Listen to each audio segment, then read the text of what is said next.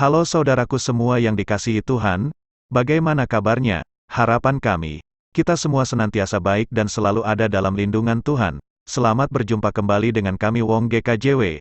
Pada kesempatan kali ini, kami akan menayangkan sebuah acara syukuran pengantin di rumah Bapak Saidi. Selanjutnya, bagaimana jalannya ibadah syukur tersebut? Mari kita simak bersama-sama dan Tuhan Yesus memberkati. Salam saudaraku semua yang dikasihi Tuhan. Sebelum kita bersama-sama mendengarkan firman Tuhan pada petang hari ini, terlebih dulu mari kita bersama-sama pula berdoa, minta tuntunan dari Tuhan, agar apa yang akan kita dengarkan bersama, kita renungkan bersama, dan kita hayati, tentu semuanya boleh berjalan sesuai dengan rencana Tuhan sendiri.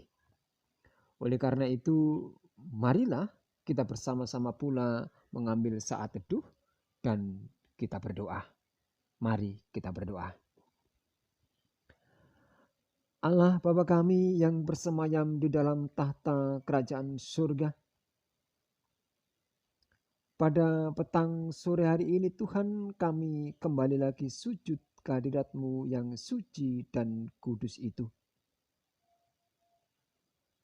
Bersama-sama pula Tuhan, kami senantiasa mengucapkan syukur dan terima kasih atas segala berkat-Mu, atas segala pertolongan-Mu, atas segala penyertaan-Mu, kebaikan-Mu yang luar biasa Tuhan yang sudah kami rasakan dalam hidup dan kehidupan kami. Bersama-sama pula Tuhan, sore hari ini kami terus bersyukur dan terus bersyukur. Lebih-lebih di dalam acara ibadah syukur pada sore hari ini, yaitu ibadah syukur yang dilaksanakan di rumah Bapak Saidi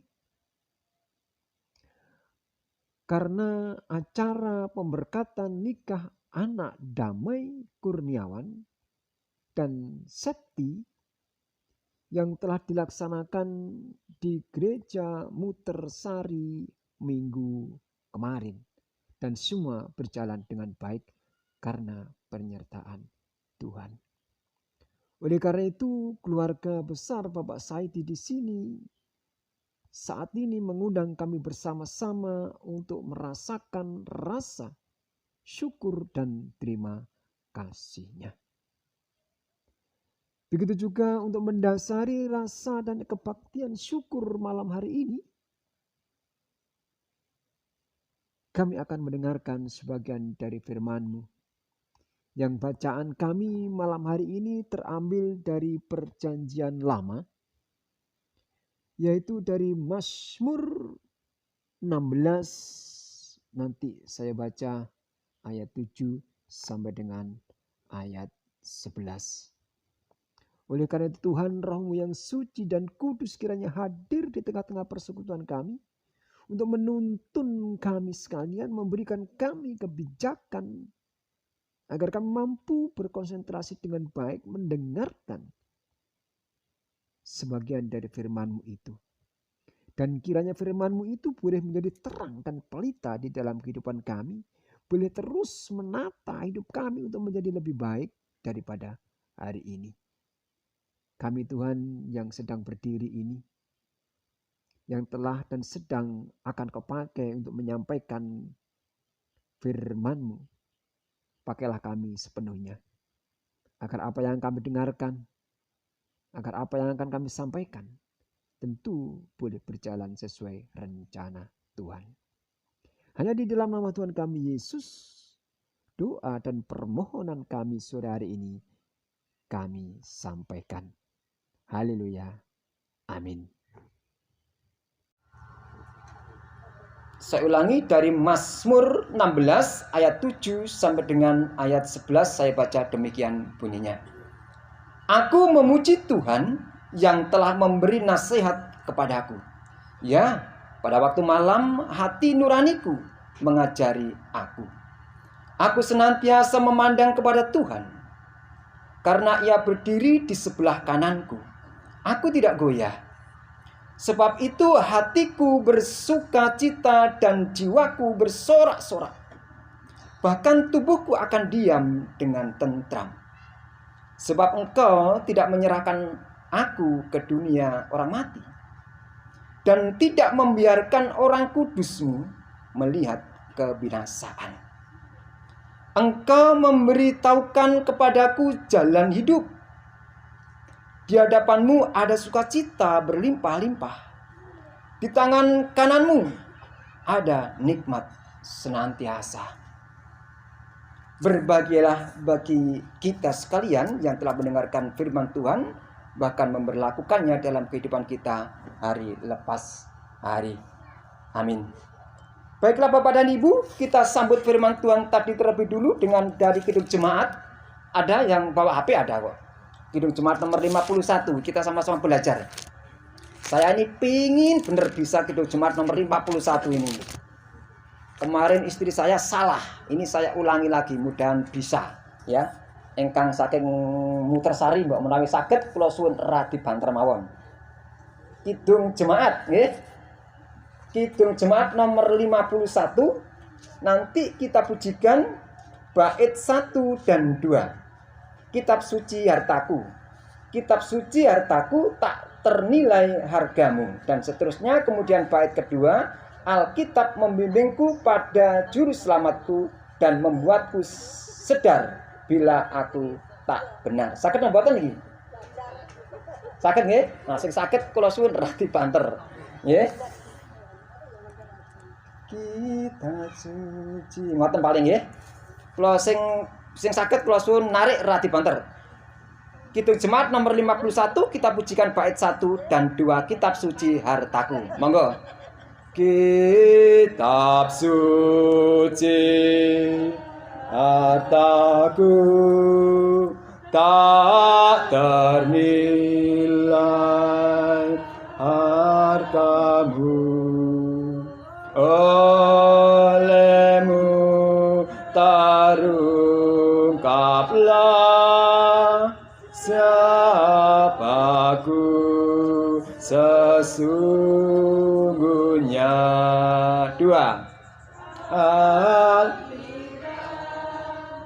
Membimbingku pada juru selamatku dan membuatku sedar bila aku tak benar. Matur nuwun. Ya, memang Bapak dan Ibu, Alkitab ini tahu segalanya. Alkitab yang kalau kita lihat kasat mata ini tidak bernyawa, ya, tidak ada nyawanya. Akan tetapi kalau kita baca Alkitab ini tahu segalanya. Kita yang kita sembunyikan, Alkitab ini tahu. Jadi di depan Alkitab kalau kita renungkan, tidak ada yang bisa kita sembunyikan. Makaten. Saudara yang dikasih Tuhan kita Yesus Kristus, pada kesempatan ini saya tidak akan terlalu banyak mungkin memberi seperti yang dinasihatkan Ibu Pendeta di Mutersari, khususnya untuk pengantin, karena pada minggu kemarin sudah juga terlalu banyak diberi nasihat, takutnya kalau kebanyakan nanti justru nggak masuk, begitu. Bapak dan Ibu yang dikasih Tuhan kita Yesus Kristus, sebagai tema renungan pada sore hari ini, kami beri tema yaitu iman dan pengharapan. Bapak dan Ibu, kalau kita bicara iman, saya rasa kita semua sudah terlalu sering mendengarkan perkataan yang disebut iman. Iman itu banyak definisi dari sebuah kata iman. Sudah banyak mungkin di medsos seliweran apa kata dari iman. Akan tetapi menurut pendapat saya bahwa iman itu adalah sesuatu yang abstrak, begitu ya. Suatu keyakinan kepada sesuatu yang tidak bisa dilihat secara kasat mata. Itu adalah iman.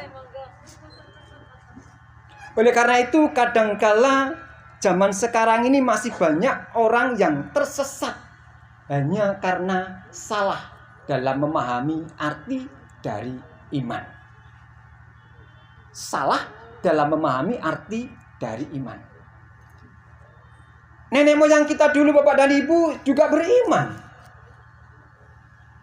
Mungkin mereka beriman kepada roh-roh jahat. Dia percaya. Zaman sekarang juga seperti itu. Banyak orang beriman mungkin juga salah dalam mengartikan sebuah iman. Dia kadang juga terlalu percaya dan beriman kepada dirinya sendiri juga banyak. Yang lebih bahaya lagi, ada orang yang beriman itu ganda, Bapak dan Ibu. Yang satu percaya kepada dirinya sendiri, yang kemudian berikutnya percaya kepada roh-roh gaib, barang-barang klinik, peninggalan zaman kuno, dan lain sebagainya. Lebih-lebih beriman hanya kepada harta dan benda serta uangnya. Ini menurut pemahaman kita sebagai orang Kristen sungguh keliru. Karena model iman yang demikian ini, Bapak dan Ibu, tidak akan mendatangkan suatu berkat atau suatu kedamaian dalam hidup ini. Bukan seperti itu. Tentu saudara yang kasih Tuhan, kita tahu ya. Kita tahu. Sumber kehidupan dan yang memiliki segala kehidupan dan hidup segala sesuatu yang di atas bumi ini hanya satu yang Maha Kuasa, yaitu Allah Bapa yang di surga.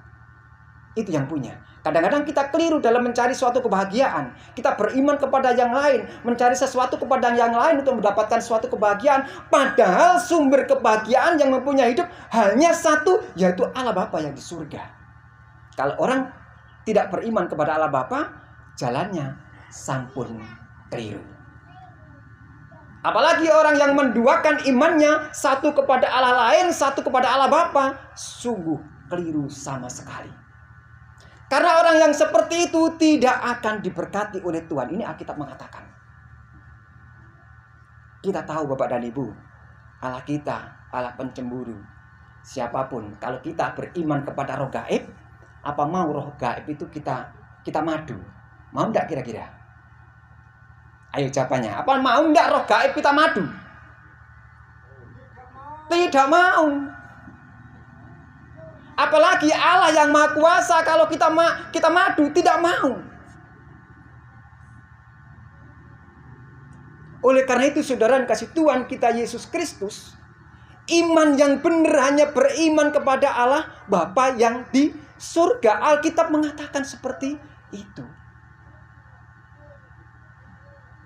Pada sore hari ini, saudara yang kasih Tuhan, Bapak Saidi sekeluarga mengucapkan syukur kepada Tuhan. Saya beri bocoran sedikit ya, rahasianya Bapak Saidi. Ngapunten Pak Saidi nih. Ini luar biasa ini. Ini saya kalau panggil nih Gus Sai. Dan Ibu Saidi ini berwarung. Saya ini sering belanja itu. Apa yang dipegang Pak Saidi? Alkitab kecil itu loh, di sampingnya. Loh, elek-elek ini loh, jarene wong-wong. Alkitab tanya itu. Di atasnya mesin jahit yang elek Pak saya, itu ada Alkitabnya. Dibaca. Kadang-kadang kepergok saya baca disingit-singit nong ini. Lah lapo maca Alkitab disingit-singit nong. Ini luar biasa. Ternyata imannya Bapak Saidi ini mendapatkan berkat yang luar biasa pula. Kalau Bapak Saidi tidak beriman, dia tidak akan mampu mengucapkan syukur kepada Allah seperti sore hari ini. Hanya orang-orang yang beriman yang berani mengadakan ucapan syukur seperti ini. Ini luar biasa. Hidup ini pilihan. Kalau kita memilih kepada iman atau Allah yang lain, ya resiko kita tanggung sendiri. Kalau kita memilih hanya beriman kepada Allah Bapa yang di surga, yang saat ini sedang berdiri di sisi kanan kita bersama, kita lihat, kita tengok dia. Dia akan membantu saudara dan saya. Karena iman dan keyakinannya Bapak Saidi, sejauh apapun jodohnya anak yang ganteng ini, ya ketemu juga di Ngelebak. Padahal nggak ada sejarahnya ke sana. Sejarah pun yang dirancang manusia nggak seperti sejarah yang dirancang Allah. Jodoh yang sudah direncanakan manusia tidak seperti jodoh yang direncanakan oleh Allah. Gini mboten Mbak Kristi. Yang guyu kemantene. Nggih. Ini luar biasa, berkat yang luar biasa.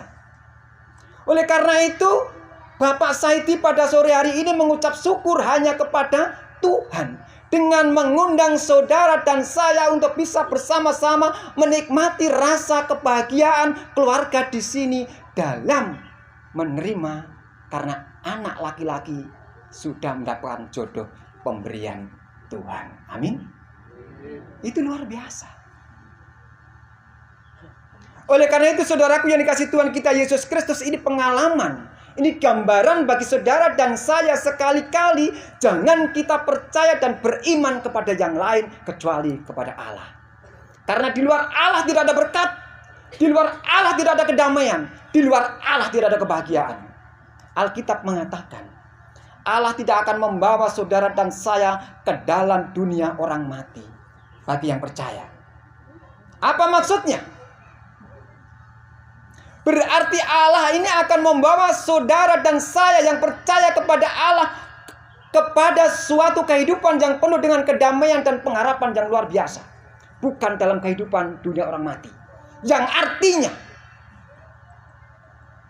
saudara kasih Tuhan, karena pada kenyataannya dunia saat ini banyak orang yang memang kenyataannya hidup bisa jalan kemana-mana, akan tetapi sebenarnya dia mati. Kenapa saya katakan seperti itu? Memang pada dasarnya hidup, makan dan minum, berjalan, bernyanyi, bersuara, nangis, ketawa, dan lain sebagainya. Akan tetapi dia mati. Kenapa saya katakan seperti itu? Karena tidak beriman kepada Allah. Orang yang seperti itu hidupnya tiada kebahagiaan.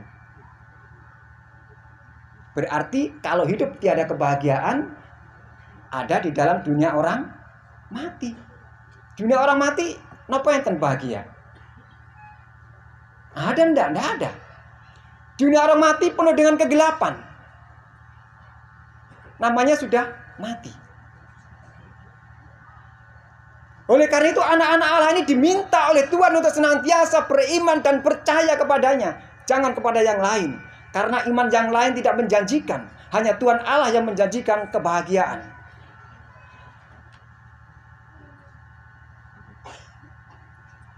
Saudara yang dikasihi Tuhan kita Yesus Kristus. Oleh karena itu pesan sedikit saja pada sore hari ini juga buat anak kemanten. Jangan sekali-kali meninggalkan Tuhan. Ingat, bahwa yang duduk di samping kiri dan kanan saudara itu adalah pemberian Tuhan. Dan pemberian itu harus dipelihara, disayangi sebaik-baiknya. Agar berkat itu tidak lepas begitu saja.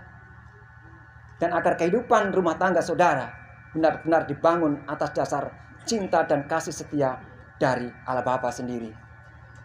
Kiranya firman Tuhan yang sedikit ini senantiasa boleh menjadi berkat buat saudara dan saya. Dan tentunya mampu menata hidup saudara dan saya menjadi lebih baik dan lebih baik lagi.